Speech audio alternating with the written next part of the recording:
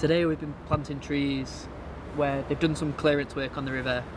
with an excavator, and there's some sort of spoil heaps on the side of bits they've cleared, and then we're just going and planting a few hawthorn and blackthorn. So we've planted a few with stakes and guards, and we're planting like bare root little whips. So we've been notch planting where you make a bit of a divot in the ground with a spade, and then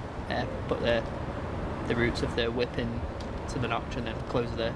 notch up. And then we've been putting a bamboo cane and a guard around the trees just to keep them from getting eaten or damaged. The tree planting season's normally over winter, so we've been done a few sessions doing tree planting recently, but as it gets a bit warmer we'll probably end up doing some different sort of activities. But yeah, we've been involved in, went and did helped one day up at Garewood near Leeds doing a big tree planting scheme that the River Stewardship Company have been working on, and then we've planted some recently up on the River Dearn,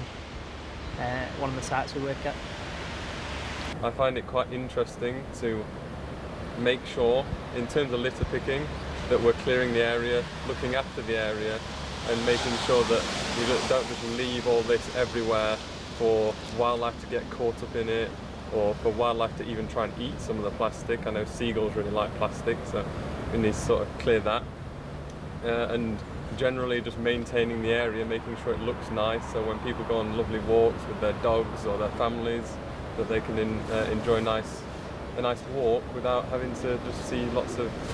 rubbish. So. And there's one group in particular, the Blue Loop group, that the RSC helped set up, and we still provide them with tools and equipment and sort of support, and they then have become a sort of autonomous community group, and they particularly work on the Blue Loop footpaths around like the Five Weirs walks in Sheffield, places like that, and they do the litter picking, they do the bankside vegetation management around the footpaths to make it more accessible for communities.